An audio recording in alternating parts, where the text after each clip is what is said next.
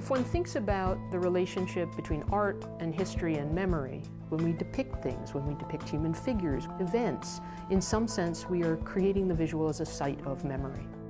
From that bison on a cave to the great history of Renaissance painting, photography, cinema, art is about shaping memories of the history in the past. From its very origins, art has always been about an act of remembrance.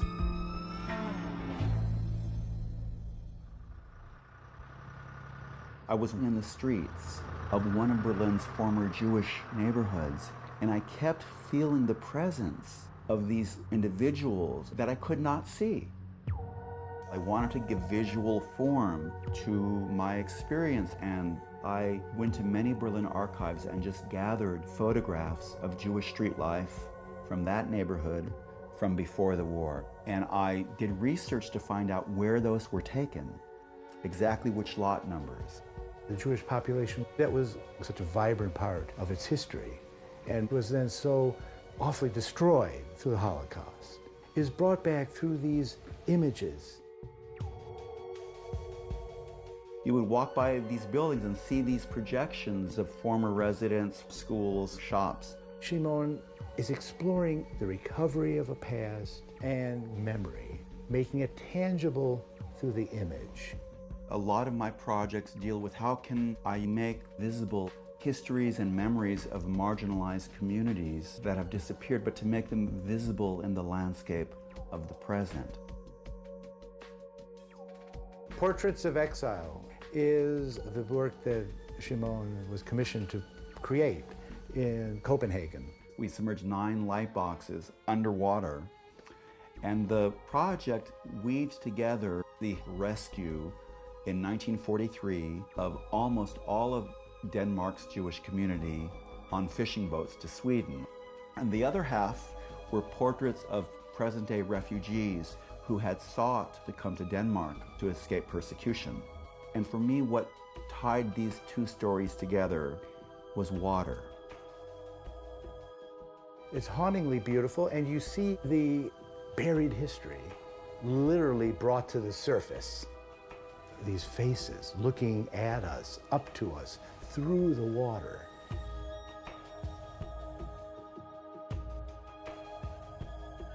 Fundamentally, memory is an imagistic form, and much of what we remember visually. Images are a way that give us something concrete that help us to remember. Cultures around the world, whether they had writing systems or not, they almost always developed complex mnemonic systems or memory devices to assist with the transmission of knowledge. There's one culture in the Democratic Republic of the Congo, the Luba, that developed one of the most remarkable memory mnemonic devices, and it's called a Lukasa memory board. It's a wooden board, usually hourglass-shaped or rectangular, that's covered with beads, sometimes also with bits of shell and metal. There's another variety that actually is incised with motifs of animals and figures and geometric abstract patterns. Lukasas were developed by a historical association whose role was to assist kings with the remembrance of the past. A court historian would run his fingers over the surface of the beads, and this kind of tactile contact would stimulate remembrance of events and people and places in the past. So anybody who would say that, oh, well, this culture didn't have writing, so they must not have recorded their history, is wrong, because with an object like the Lukasa, it's a merging of the visual with the verbal. Because by looking and touching the object, it stimulates oral traditions that are then recited. It's just an incredibly complex sort of library of knowledge and information about the Luba past.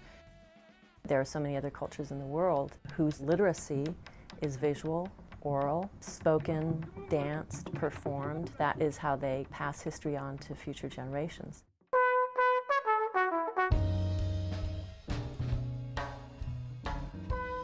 up to recent generations, a lot of information that African American young people got from their history comes from listening to elders tell tales. They didn't get it in school books, necessarily.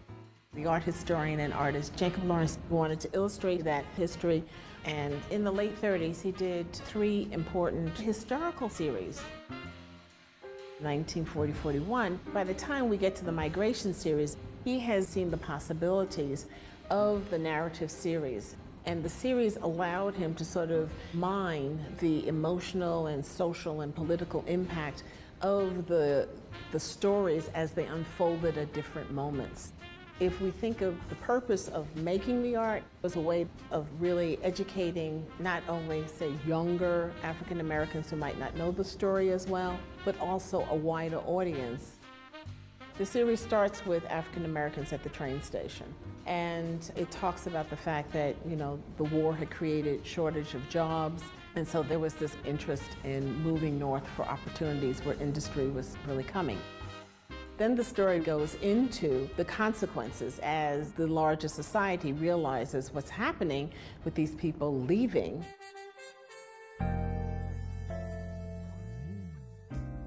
The series explains through all these different episodes all the obstacles and hopes and aspirations, for people, and it jumps back and forth between what's happening in the South, what's happening in the North. So you really get a very full, sense of the history of this event. We remember Washington and the cherry tree much better than the Constitution, because we remember stories. Here's the stories that record the past, and it is through stories that the past was maintained. The Shahnameh is a great Persian epic poem by a poet named Ferdowsi, written around the year 1000. The illustrations of the Shahnameh begin around 1300, and from that moment on, the books were constantly illustrated. The Shahnameh deals with the mythical history and with the real history of a country. For instance, it has several sections on Alexander the Great, or the history of the last independent Persian dynasty before the appearance of Islam. But most of the poem deals with the mythical history that begins with the creation of the universe, and the first king appears. In the Shahnameh, the history of Iran reflects the normal history of mankind. So you have stories of fights, stories of hunts, of love affairs, fights between brothers, between father and son. I mean, masses of tragedies that are universal, that are particularly Iranian, but that have an Iranian connotation because the heroes are Iranians. Iran was very divided into different sections at that time, but there was one Iranian mythology, an Iranian memory of the past. And that is the one that Ferdowsi has reflected. We identify ourselves in many ways, but one of the ways we identify ourselves is through our historical memory.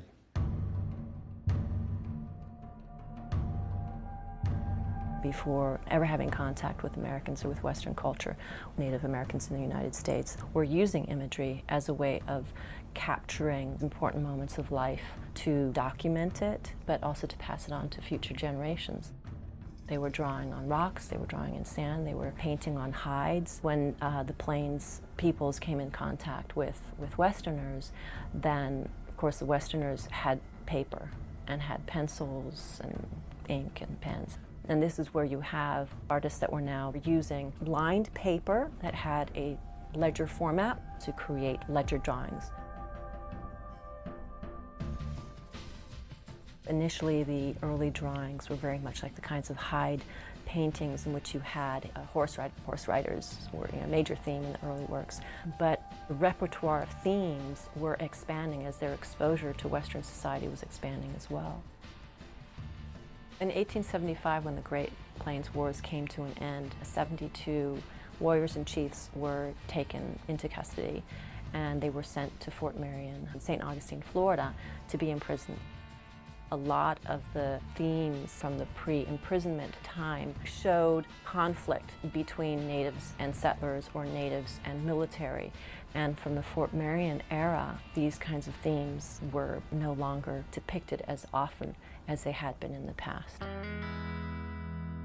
The head of the prison, Captain Richard Pratt, saw the opportunity to sell these drawings to tourists and visitors, so it became an important source of income for the artists themselves, but also they were recording their histories as a form of nostalgia and remembrance and trying to hold on to the identity that was being stripped from them. And it's a story of defeat on one hand, but incredible survival and continuance on the other hand. In Mexico, one of the great tragic events after the conquest was that the friars sent over to evangelize the native peoples felt that too much knowledge lay in the great libraries, and therefore they put them to the torch. Thousands of native manuscripts were burned. The loss of all the repositories of memories, the history of these peoples was a huge loss. But these communities made many of other books in the colonial period, and some of them are the ones that we use today to understand these cultures. In Mexico, communities used paintings and visual images to record their memories. The format of the indigenous books was very similar to the European books, but what we have is a sort of a screen that can be folded and unfolded, and they rely only on images. And there is the lienzo format, where we have a piece of cloth that is all painted. The lienzos normally were devoted to the story of a community, important dates in the calendar, important historical events. The lienzo of Tlaxcala was created in the mid-16th century, and it was actually a huge work, and today we only know it by copies. Unfortunately, the original was lost in the 19th century. This lienzo basically tells the story of how Tlaxcalans helped the Spaniards in order to achieve the conquest of Mexico. It starts with the refoundation, so to speak, of Tlaxcala as a Christian community. Then we move to the past to see the first contact between the Spaniards and the people of Tlaxcala, and then they continue on with the collaboration between the Spaniards and the Tlaxcalans, and with wars that actually happened after the fall of Mexico. There is this particular image that contains all the supplies that the people of Tlaxcala gave to the Spanish troops, and it contains the image of Doña Marina, or La Malinche, who was the interpreter and lover of Hernán Cortés and was instrumental in the conquest of Mexico. In Mexico, history is pretty much alive, and even though Spaniards and Europeans tried to burn their books, they couldn't burn their memories. Any kind of art or pictorial history has to be looked at very, very carefully, taking into consideration whose story is being told and from which perspective. The Bayeux Tapestry, one of the most famous works of art from the European Middle Ages, was made to commemorate the Norman invasion of England in 1066. It's actually an embroidery, which means that the images are made with a needle and thread. Is epic in scale, 230 feet long, though only 20 inches high, which makes it like a frieze or a continuous strip narrative. The story that the tapestry tells is the political background of why there was an invasion. The aged King Edward died without heir, leaving a contested succession with two claimants, an Englishman named Harold and William, Duke of Normandy. William, with about 6,000 soldiers, came to England to exercise what he said was his legitimate right to be the King of England. The tapestry shows us the preparation for the Armada. We see the way in which the ships were built, the trees being cut down, the wood being planed. The French, of course, do not venture abroad without their wine, transported on a cart with helmets and spears. And then the tapestry shows us the actual invasion and the famous Battle of Hastings that took place in the south of England. The tapestry was actually made in England.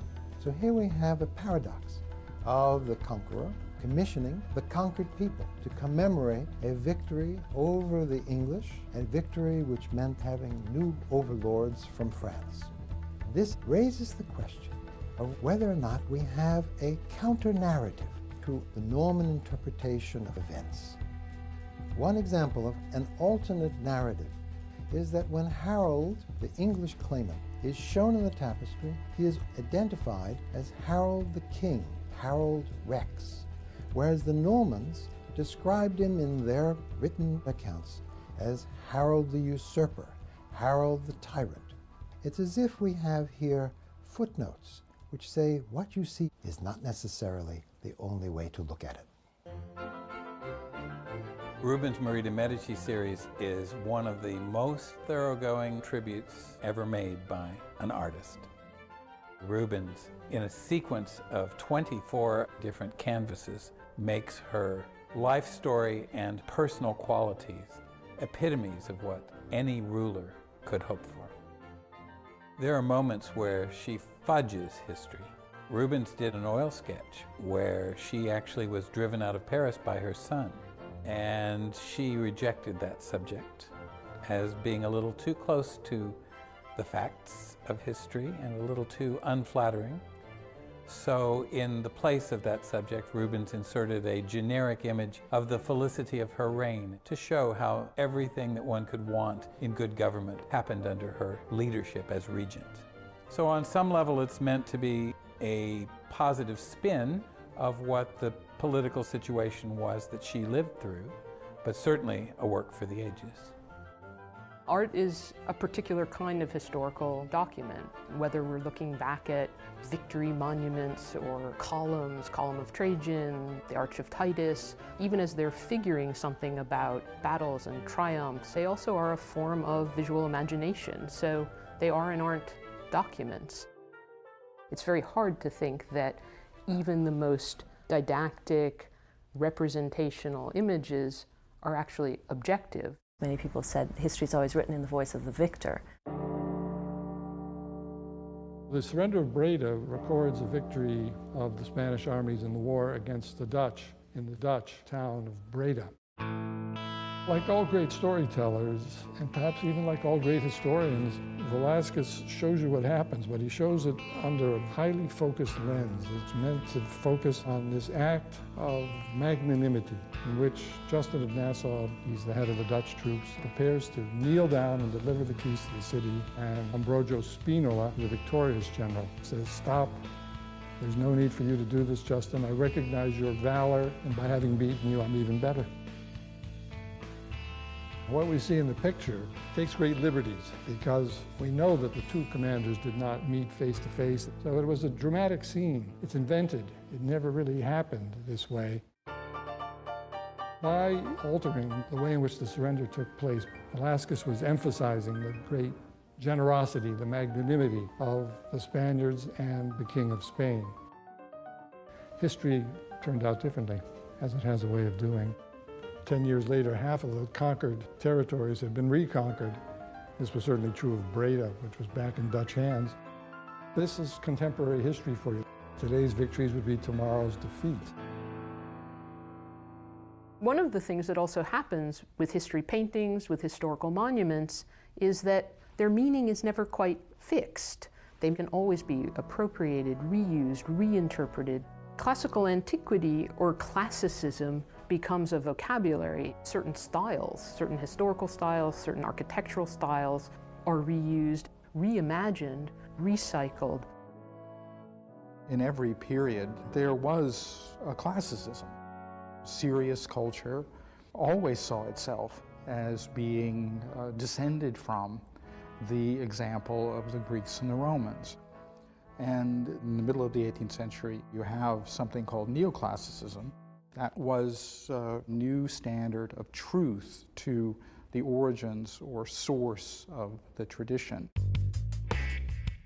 Neoclassicism, in terms of painting, is most associated with the name of Jacques David, who wanted to reinvent art on his own, to take what he observed and not filter it through the tradition, but bring it back in its here and immediate state. The painting, Oath of the Horatii, triplet sons are vowing to their father that they will fight or die for Rome. So he's gone back to the origins of the Roman state and tried to produce a painting which in a way is a new beginning, a kind of rebooting of art to create a new point of origin. In David's eyes, there was much that needed to be taken away. Superfluous ornament, for example, a lot of incident, of detail, of accessory figures. David's paintings stripped all that away. Where there didn't need to be anything to advance the narrative, David took it out. He is trying to say, this is what history painting is supposed to be like. But the story doesn't have the depth of true tragedy. And I think that's what he was trying to achieve in the painting of the first Brutus, the founder of the Roman Republic, who has just executed his own sons for treason. So uncompromising is his patriotism. David shows the aftermath, the grief of the household, the costs of patriotism. It makes every kind of sense that this painting would be about the origin of a republic. And it was first shown in 1789, which was the summer of the fall of the Bastille and the beginning of the French Revolution. In the aftermath of the 19th century, we didn't have the grand tableaus of history painting. One could say that photography took over that role of giving us the visual depiction of something about, if not history, at least our present. We are becoming a digital media culture. This is a fundamental change in terms of how artists work and provides a whole new window onto the world, onto history and memory. Aberfan was a small coal mining village in South Wales that suffered a terrible tragedy in 1966. A coal mining related avalanche buried the village's only elementary school. The village lost almost all of its children, plus several dozen adults. The village instantly became famous and became a site for disaster tourism, and has been ever since. The village has been haunted by all the photographs and films that are endlessly rebroadcast about the day of the disaster. They have felt like they're not able to move on. So the BBC invited me to come to the village on the occasion of the 40-year anniversary since the disaster to see if a contemporary artist could actually do something different. And I made two promises to the village. I would not use any archival images of the disaster, and I would show them and represent them in a way they've never been seen before.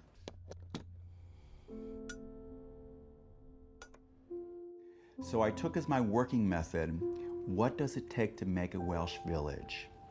There are iconic types in every Welsh village. The traffic warden, the police officer, the ex-coal miner, the male choir, the boxer, etc. And I had them perform being themselves. I asked them to hold static poses on an unseen revolving stage.